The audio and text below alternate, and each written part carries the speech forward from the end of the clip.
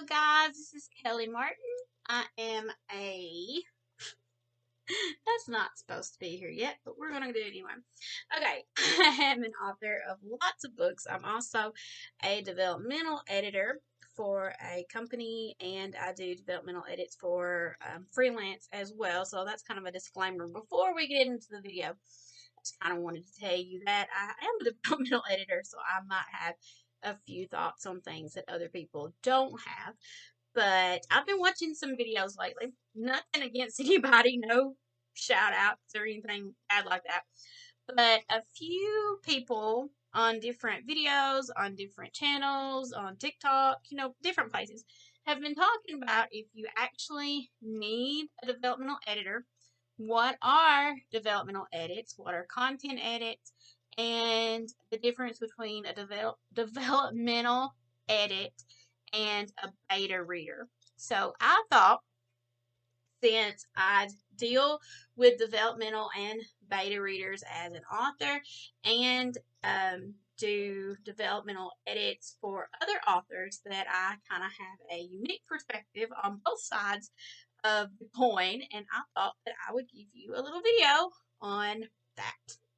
Alright, developmental edits are content edits. They look for plot holes, poor character development, scenes that might not work, scenes that you might want to add to your story, things that can be added to enhance the story. We can tell if a character is not really working. Maybe you have 3 point of view characters, the third point of view character is not really working. Head hopping is one of the big things that I see when I do developmental edits, and I tell my clients to pick a character that you want to be the main focus of this particular part of the story or of the chapter, and be inside that character set, because it's not in a point of view where it's not omniscient point of view. It's not something that everybody should know, so it's head hopping. That's something the developmental editor can do. They're the first round of edits. They're before line edits, before grammar edits, before proofread or galleys. Developmental edits are the very first. They're definitely not a grammar edit. Do you need to pay for developmental edits? If you're querying or if you're indie publisher, two different thought processes here. I've heard some people say that you don't need to pay for developmental edits if you are querying. I saw it on Twitter last night, actually, an agent, and I can't remember which agent it was, that said that she recommended you do pay for developmental edits before you query, because she's seen lots of books with potential, but that she did not have the time to work with that particular client to get the manuscript up to par to be sent out to publishing companies, and that she would generally pick books that had all that already taken care of and that didn't need deep developmental or content changes. Now, you can take that with a grain of salt. Some people that I've seen on AuthorTube, for example, do not believe that you should have developmental edits when you query. That's totally up to you on who you want to, or what you want to do, what you feel comfortable with. I do recommend having somebody read your book before you query. It could be a beta reader, it could be a friend, it could be somebody, but see if somebody can read your book before you query it. Now, for indie publishing, it's my personal opinion, I do believe that you need some kind of developmental edit before you publish. We can think we have the absolute best story ever with no plot holes, and then somebody else reads it, or we publish it, and then you get 1-star reviews from people saying, what in the world? There was the biggest plot hole ever. Why didn't you see it? So I do think that developmental edits, content edits are very, very important, especially when you indie publish. And we're going to focus more on indie publishing than we are on querying and traditional publishing, because, like I said before, I think that's totally up to you. on how you feel about if you want to pay for developmental edits before you query, but I do think you need somebody to read your story before you query. Okay. In indie publishing, you definitely need a developmental edit. That's the hill I will not die on. That's the hill I will roll down, I guess. Remember, these are the people who help craft your story and make your ideas come to life. But do you have to pay for a developmental edit? This is where it comes to beta readers versus a developmental editor. Now, I'm going to go back. This is not a versus in a bad way. This is not me as a developmental editor against people saying, oh, you don't need a developmental editor, or me saying, oh, you only need beta readers, or saying beta readers are bad, or beta readers aren't as good developmental editors. That's not what I'm saying in the least. This is a strictly pros and cons list so you know what you're getting into when it comes to beta readers and developmental editors. This is just my thoughts on it. If you have other thoughts or if you have other experiences, tell me in the comments and I would love to learn more about this from you. Okay, typically, this is going to be saying a lot, typically and generally, everybody's different. Typically, a beta reader is a fan or a friend, but not always. Typically, they read the finished manuscript before it's published. Well, that's typically, it's all the time. You read the finished manuscript before it's published. Think of it as a movie test audience. If you know about movies, the director and the editor will have a movie finished. They'll play it for a test audience. The test audience tells what worked, what didn't work, and then they go back to the editing and work around that to try to find a happy medium for those people. They are fantastic at first readers to tell what works and what doesn't work in the story as a reader. Generally, the types of beta readers are casual readers or fans. They can be another author. I'm a beta reader. I'm beta reading a story for another author. I have done that 2 or 3 times. I'm fixing to start a new one. So yeah, even developmental editors can be beta readers at times. They can be a critique partner, can be a beta reader. A sensitivity reader can technically be a beta reader. They are typically paid though. And a fact checker. Sometimes fact checkers are paid too, but typically sensitivity readers are paid. But I think some people do it for free. You just have to find someone. Okay, beta readers generally give an overview of the story.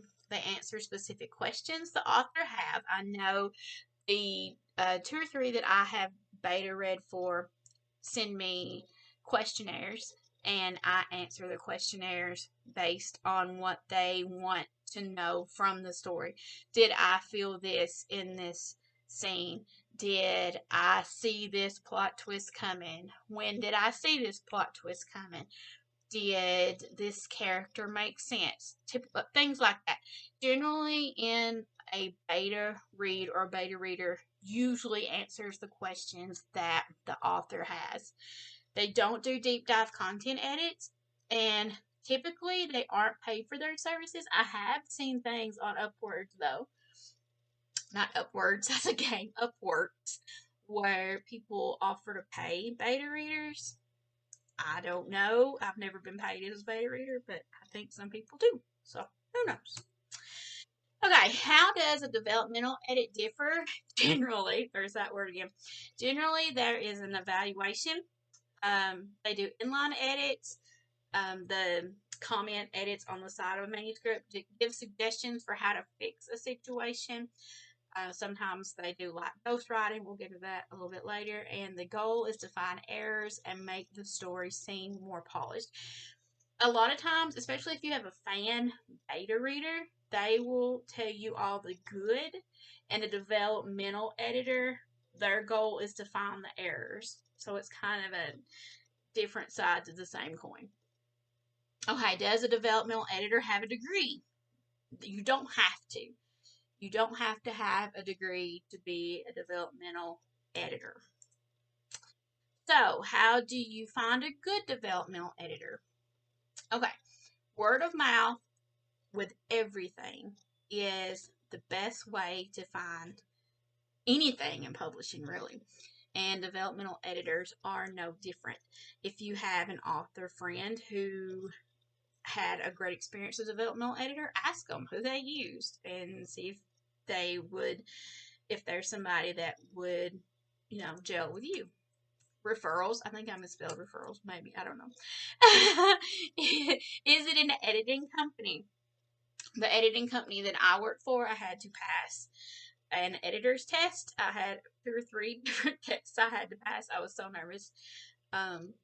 So yeah, editing companies, they're a good way to find developmental editors. Upwork, Readsy, etc. Be kind of careful on those. Again, that's word of mouth referrals. It will be a very big help for Upwork and Readsy and Fiverr, and look at the star ratings and talk to people that they have worked for, or if you know somebody that's book has come out and you know the developmental editor they use, read their book and see if you think they caught all the mistakes. Now, how to find a good one, one you mesh with, have the same vision for your editing experience. People are different. What I think is I want for my developmental edits might be totally different from what you want from your developmental edits. When I get my books, and my editor knows this, I don't like this plain, you did this wrong, this is a mess, fix this. I like her to tell me some things that I've done right. I need that. I need that in my soul. So I try to do that for my clients too. I tell them what works, what doesn't work, but try to put some positive in there with the negative. How you do any of that, to start with, you ask for a sample edit. Most developmental editors will give you a free sample edit. I do. I give 5 pages, free sample edit. You get to see inline. You get to see my developmental evaluation, how I structure it, so you'll kind of get an idea on what to look for in a sample edit, or when the manuscript comes back to you. Say, if the sample edit is not what you want, don't go with that developmental editor. There are many different developmental editors in the world. The sample edit is it's their audition, basically. It's their audition for you to work with them. And if something seems off, if what they are offering seems weird to you, if it's not what you're wanting, if you are wanting a full inline edit or in manuscript edit or edit with comments turned on, and they think all you want is a developmental evaluation, and they just send you 1 page, you're gonna think they're the absolute worst editor ever because of miscommunication, and that's not good. So ask for a free sample and know what you're getting into, and make sure that both of you are on the same page. Ask if inline edits or evaluations are included. The price list. I can only speak for myself. I have different prices for different services. A developmental evaluation is a different price than an inline edit with an evaluation. For me, and this is just me, a lot of people are different. But for me, the developmental evaluation is like the cheapest tier. That's just I read it and I make notes as I read it on a piece of paper, and then I write it's usually more than a page because I'm me, an evaluation, what works, what doesn't work, what needs help, and plot holes. And sometimes I put words that have been words that have been used a lot.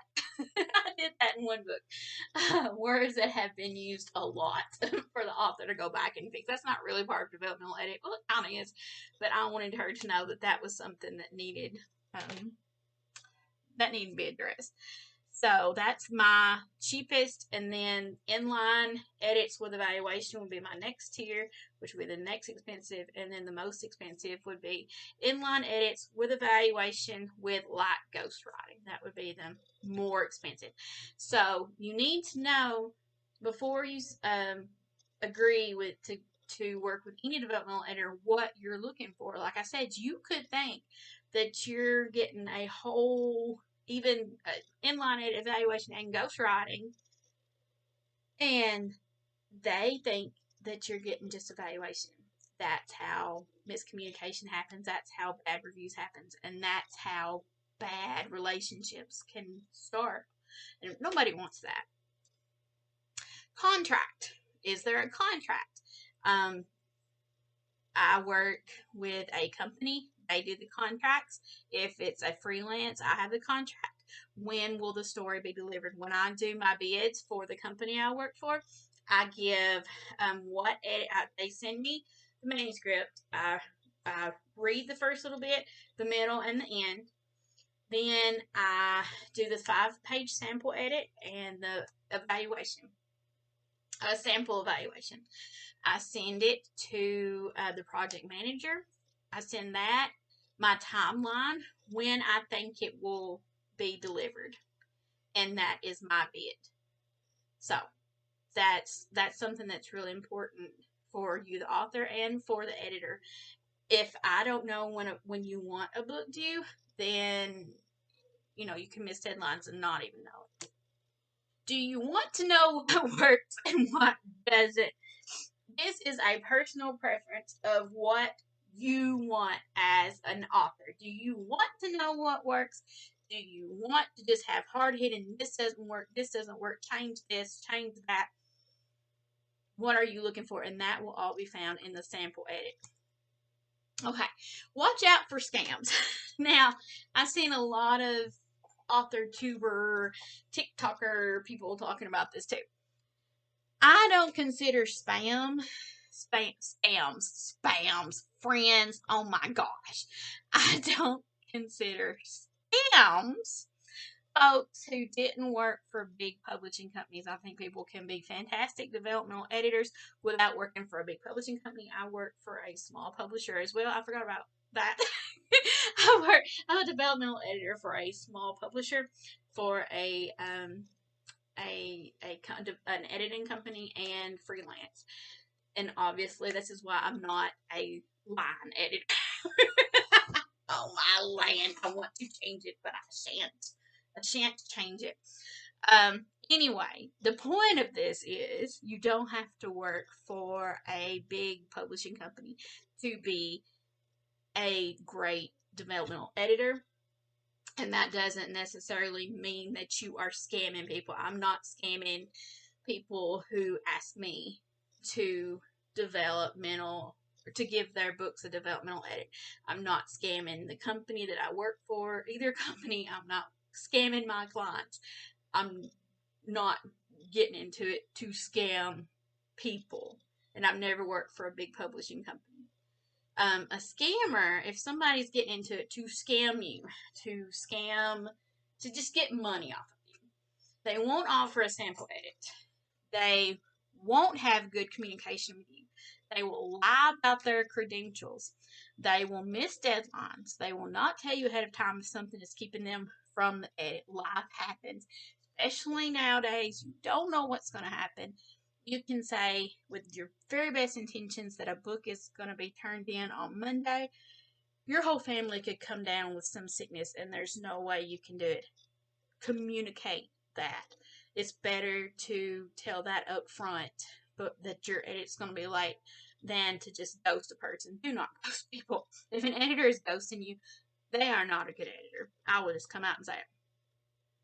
The best way to not, oh my gosh, what happened to me? The best way not to get an unsatisfactory developmental edit is to have a sample edit so you know what you are getting. I do not like this whole page. Spams and get, y'all. It's a good thing I'm not telling you I'm a great line editor right now. See, I caught my mistakes. There you go. But yeah, just in my opinion, the absolute best way to find out if you're going to click with a developmental editor, if you're on the same page, is a sample edit. Not everybody that I've done sample edits for has chosen me to be their editor, and that's fine.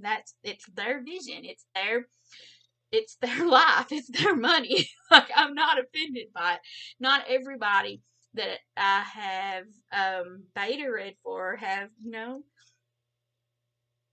well, yeah, they have asked me to read.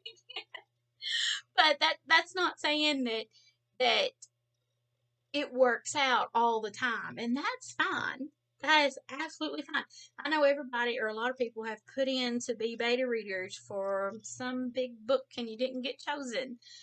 That happens when you're an editor. You put in a bid and you don't always get it, and that's fine too.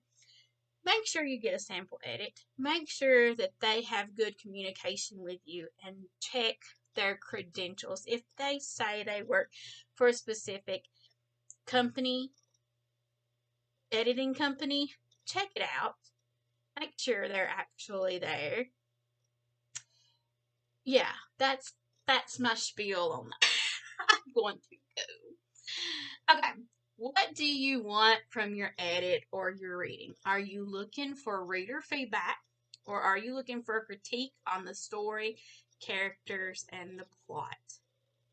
Now, can you use a beta reader as a developmental editor? I know this has been some advice on BookTube. I can't remember which authors have mentioned it. I can't remember.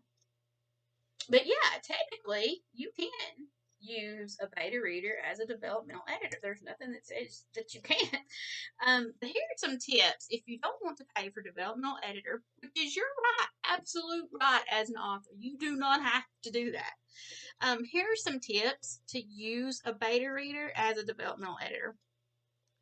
My number one thing would be to not use a superfan. Don't use somebody that's just going to tell you yes, that's just going to tell you it's the best story ever.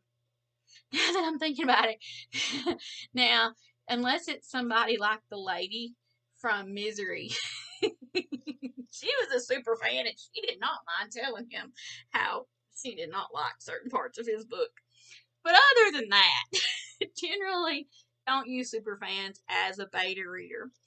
Have somebody who knows your writing style.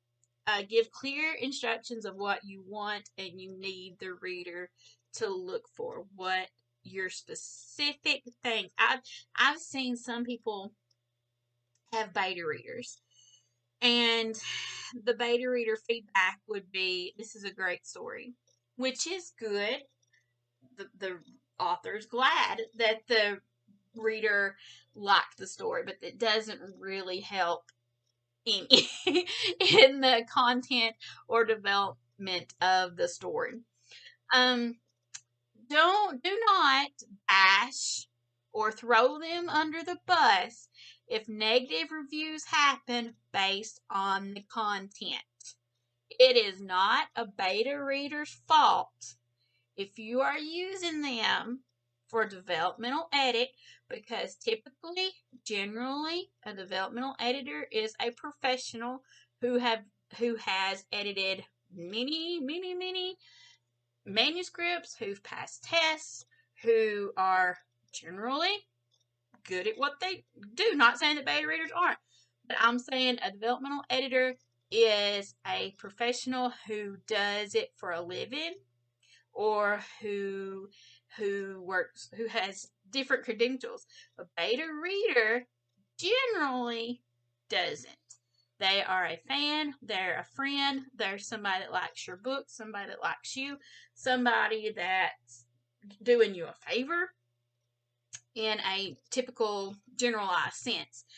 So, if you're using a beta reader as a developmental edit, I'm clapping, do not bash them or throw them under the bus if negative reviews happen based on content of your book.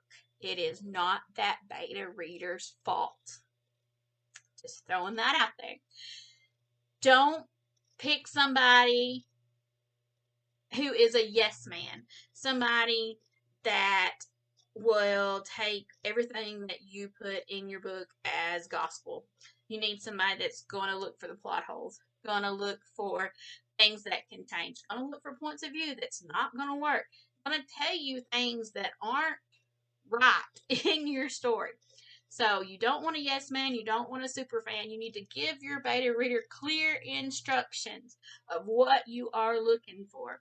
Have somebody who knows your writing style. Do not bash them or throw them under the bus. And the very last thing right here, someone who won't hurt your reputation on social media. Okay, I'm not giving names. I don't know the exact situation, but there is an author who put out a book. She got a bad review on Goodreads. The editor of the book took offense to this review, went off on this reviewer, like went off. And the author did too. Come to find out, it was a beta reader that the author had used as a developmental editor, or they had used the beta reader to do developmental edits. The beta reader got, I guess you could say, got too close to the story. Like it became personal for them. They took what this reviewer said as like an attack on them. And it wasn't. It was a typical review. But the beta reader took it as that.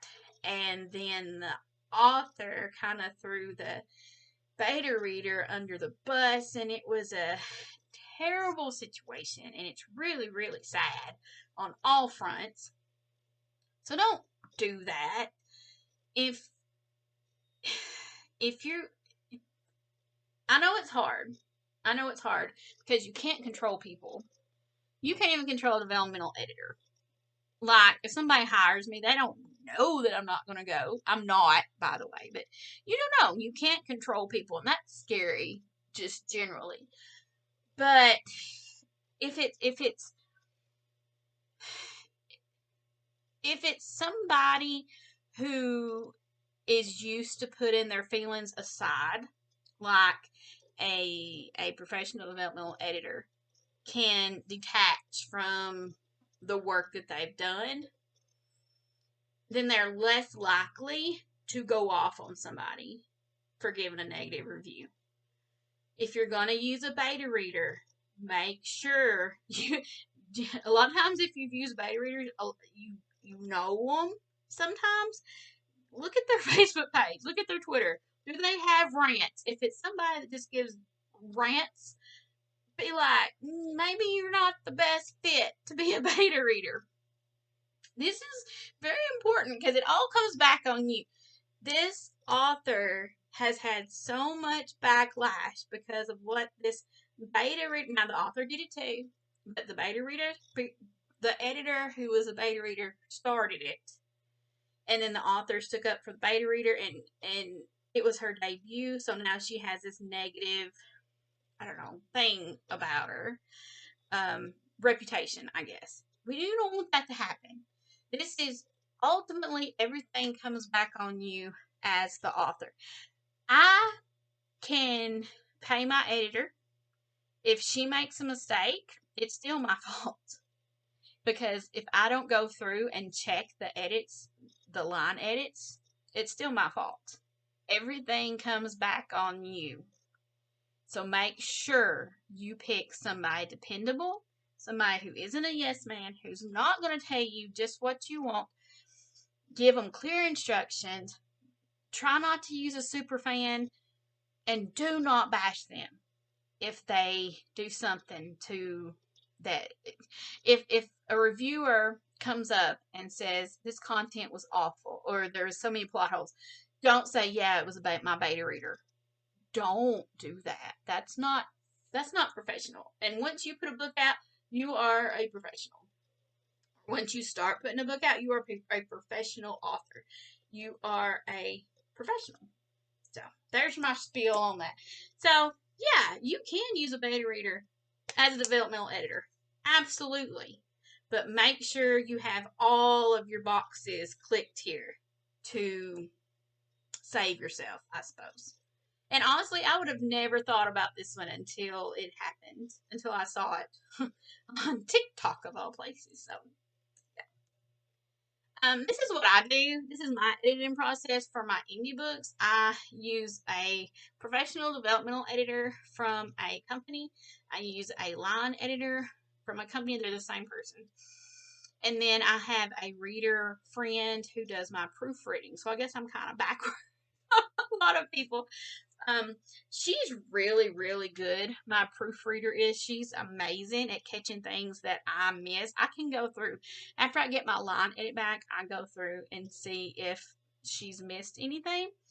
And then I send it to my proofreader, who is one of my readers, who's a wonderful friend of mine. I met her through my books, actually. She does an amazing job. And she sends, if she finds anything, then she sends it back. And she knows what I'm looking for. We've talked about it before. So yeah, that's my process on what I do. Okay, the cost of developmental edits. It depends on what you want, typically. Another one of that, typically. You can get a developmental evaluation only. That we already talked about that. That's where you just get a write-up of what I do is what works, what doesn't work, plot holes, character work generally if I think it needs to be in there, and words that have just been totally, used too much. You can have a developmental inline edit and evaluation. That's when you turn the comments on in the manuscript, and I do like reactions as I go through, or add this point of view, take this, you might want to change this out. What does this mean? 50 pages before you said his eye color was green, things like that. And then you can have all of the above plus light ghostwriting if you want like a really in-depth edit. And that costs a little more because it's a lot more work to try to think of ways to actually fix. These two tell you what the problems are. This is ways to fix the problems. The number one thing to consider is the sample. And yeah, what I do is, I think I already talked about it before, the person sends me the manuscript. I'll read the beginning, middle, and end, skim. Then I do a 5-page sample edit with inline comments just to see, what they want. And then I send a bid in. Okay, what have we learned today? What do you want in an edit? I can tell you what I believe.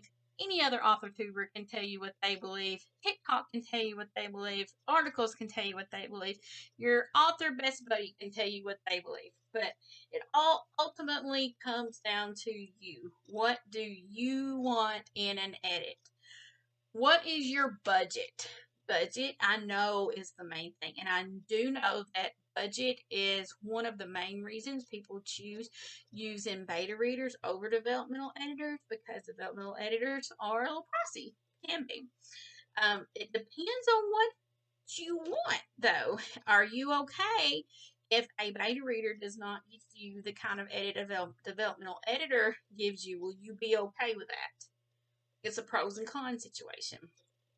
Some, I do give payment plans. Some developmental editors do give payment plans. So, if that's in your budget, I'm not trying to sell my services, by the way. I'm just trying to tell you what I do and what I've seen other people do, so you can make an informed decision. And where are some reputable developmental editors? Where can you look to find them? You can ask your friends who have been published. You can ask people in the comment sections of videos, actually. You can go to different, if you don't know any other writers, ask me. I will help you. I will try to help you find some developmental editors if you don't want to use me. I can give you a list of some places to look. Yeah, do your own research, get a sample. Don't do anything without a sample. In my opinion, if an editor won't give you a sample, I personally wouldn't go with them, but that's just my opinion. You do whatever you want to do. All right, except for that one slide, I think it went pretty well. Do you have any questions for me about beta readers, using beta readers as developmental editors, using developmental editors, what questions to ask developmental editors, where to look for developmental editors, why you should even have a developmental editor? I think I covered that. But if I didn't do a good job of it, let me know. I'm kind of a little passionate about this subject because I get it. I 100% get it. Budget is a huge issue. I know people will be like, I want a developmental editor. I want somebody from a developmental editing company, but they're so expensive. What do I do? Do I use a beta reader? Do I save extra money, which is, I know how that is. That's hard. Y'all, let me tell you, I get it. I get it. Yeah, I get all that. I understand. So that's why I put the section in there about if you are going to use a beta reader as a developmental editor and you're not going to pay for developmental editor and you're going to use what the beta reader says as your content edit, what you need to do. The main part of that is tell the beta reader exactly what you want from them, what you want them to look for. Because a developmental editor will know that up front, because that's what we do all the time. A beta reader might not know what you're looking for. They may just want to know if you like the story or not. You don't know. So communication is key on everything. Sample edits, if you do choose to go with a developmental editor. Whichever way you go, if you use a beta reader or developmental editor, in my personal opinion, you need somebody to read over your book and look at the content before you go to line edits. There will be plot holes that you did not see because you're so close to the story, and you need somebody to find those for you, to help with characters, to find problems that you didn't even know you have. Whether that be a beta reader that you explain everything that you're looking for, or if you pay for developmental editor, that's totally up to you. But in my opinion, especially if you go indie, you need that edit. You need that edit. Okay. That's me. That's my spiel for today. I hope you enjoyed this video. I hope it's something that you can kind of tell I'm passionate about it. I do think that this is something that you need, and I'm not morally opposed to using a beta reader if you can't afford a developmental editor, or if you just don't want to pay for a developmental editor. I get it. I understand. But that you do need to know what to tell your beta readers to do, and you need to get a sample edit if you're going to pay for developmental editor, so you're on the right page. Alright guys, I will see you in the next video. We'll wonder if I'll be as passionate about that. Maybe, I don't know.